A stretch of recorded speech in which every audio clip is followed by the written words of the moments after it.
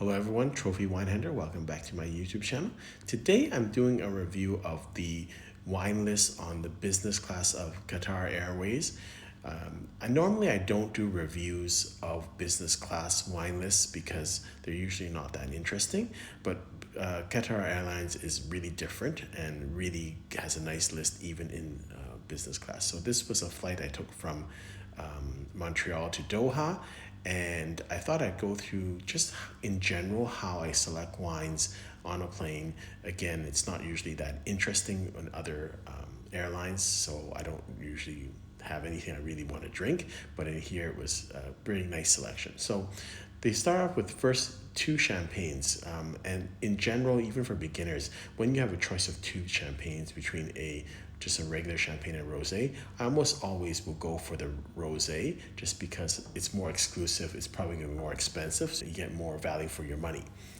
But that might change. Let's say if I really like a specific champagne, or if it was a vintage champagne versus just a non-vintage rosé. So the champagne that they offered on this flight was the Gosset non-vintage. It's called their Grand Reserve, which is a non-vintage champagne. And it's aged 3 years in the estate before it is sold. So I guess it's kind of an interesting champagne, but again, I opted in this situation for the rosé. I chose to drink instead the Duval-Leroy Rose Prestige champagne. And this is kind of it's not their entry level champagne, but it's kind of a mid-level champagne. The house is family owned and operated since 1859, and it's a blend of 80% Pinot Noir and 20% Chardonnay grapes. And again, I probably was in a great mood, but I thought it was a very tasty champagne, and really enjoyed it as a kind of just a sipping champagne. It wasn't too, I guess it was on the sweeter side, which is something I like. It wasn't too dry, which was a nice kind of start to the experience. So I'm starting off the night here in Qatar Q Suisse with a glass of their rosé champagne. So they serve off with nuts first, and what I'm having, I'm starting with the Duval-Leroy Rosé Prestige Premier Cru. Let's try it out.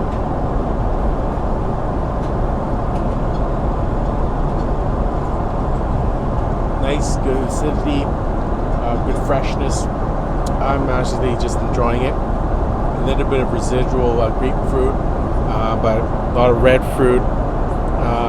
But really nice champagne to start off the meal. So their white wines, both of them I passed on. The first one was the 2017 Penfolds Bin 311 Chardonnay.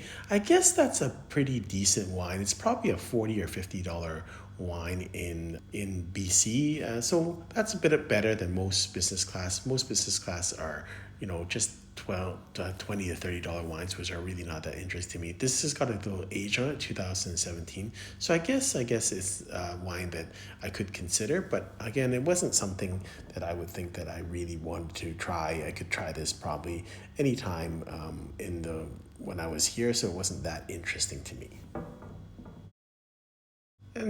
And some of you might come out of this saying, Trophy, you're being a bit pompous about these things. All these are great wines. Well, I am the Trophy Wine Hunter, so I want to be kind of choosy about what I drink. And again, at my time in my life cycle and my age, I kind of want to just drink things that I really am interested in. So, for me, I guess if you're more a beginner, I guess you try all the wines. But for me, I wanted to be choosy, and I didn't want to get too drunk on the plane. So the white wine other selection was Yeeland's. It's a Sauvignon Blanc. So again, for me, there is some interesting notes. Yeeland's is not a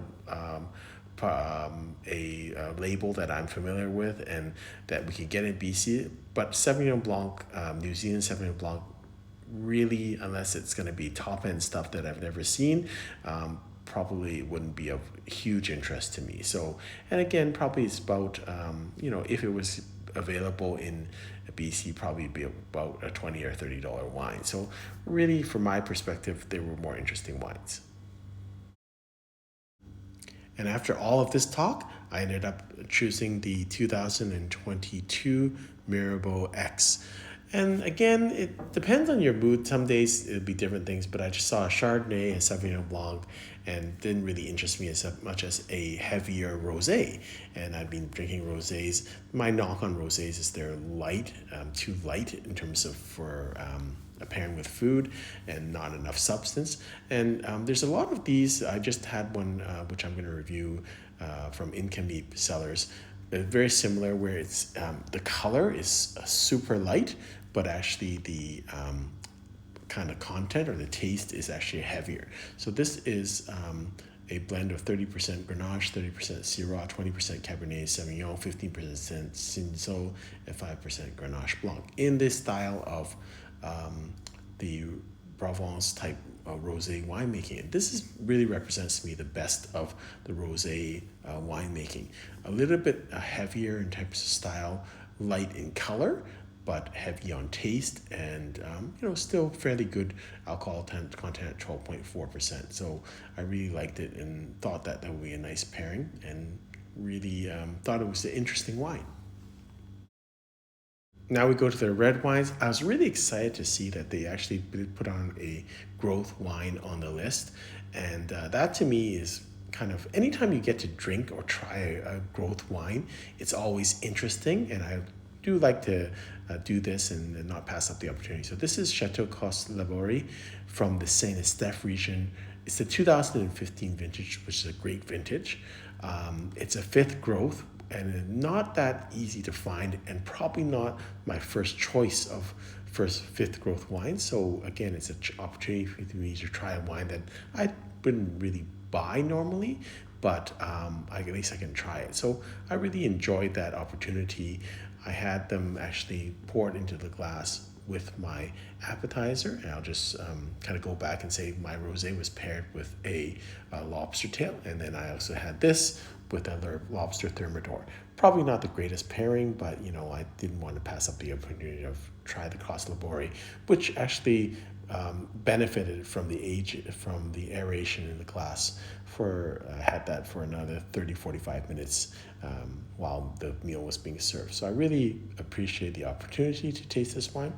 Thought it was okay, but it's a fifth growth, and probably not the best producing of the fifth growths, but at least I got an opportunity to taste it again, and it kind of reinforced my idea of the wine, which is a decent wine, quite tannic and backward and austere, especially the 2015 vintage, but has some quality in there, and probably wouldn't be my first choice if I was going to pay for it myself. So just for everyone's information, the Coste Laborie is the current vintage 2020 is selling at BC liquor stores for $80. So the 2015 is going to be a substantial dollar value wine. And it's not that we always go based on dollar value, but that's one of the things that I would consider when I'm drinking a wine on a airplane list, that I want to kind of make sure I get some value out of this. The next wine is that they offered was the Tyrrell's 2022 Hunter Valley Shiraz. Again, the reason I chose the Coste Laborie over this wine is one, Tyrrell's is not a wine that I'm unfamiliar with. Neither Shiraz, the same thing. I mean, it wasn't anything that special about this wine. It's probably in the $20 or $30 range. So, in terms of dollar value, Coste Laborie is going to be a little bit more interesting for me. Also, I guess I am Bordeaux is a preferred area of drinking for me, so I would take that over Shiraz. So again, that's probably what played into my decision of not choosing this wine to drink. The other red wine that they were serving was the Departoli Pinot Noir from their estate vineyard. Again, a decent wine, but probably in the $20 to $40 range. And again, I wasn't that's not an area that is a really preferred area for me to drink. So didn't have as much interest as the Coste Laborie. And again, that's just about choosing the wines. And I guess some people would say, well, why don't you just sample all of them? I don't think that's really fair to the staff. They've got the stewardesses, they've got other people in business class, and for you to take, just sample each glass, and I think that takes a lot of work for them. I mean, I guess they're happy to do it, but I just didn't feel that that was kind of necessary for me, and I don't like to waste wine. So whenever I do get a glass of wine, I try to do finish it up. It's just personal preference that I just don't want to kind of be imposing on people. I mean, I don't think it's just the case sometimes that you're in business class or in first class that you can do whatever you like. You still have to be respectful and treat people with respect and with courtesy and with dignity.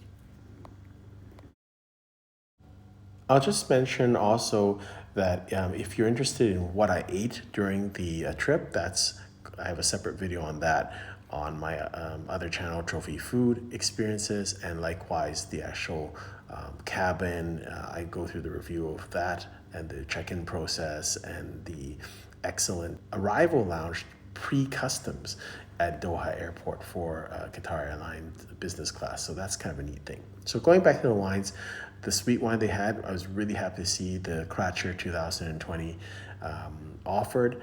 And it was interesting because the night before I went on the plane, one of my good friends had served me a 1999 Kratcher. And it's not a wine that people are really know about, but I think it's a wonderful wine to have. It's kind of in the same light as Tokaji wine from Hungary. It's one of the classic sweet wines in the world, and really very interesting to compare and contrast to ice wine or Sauterne. In my opinion, the Kratcher is kind of in between.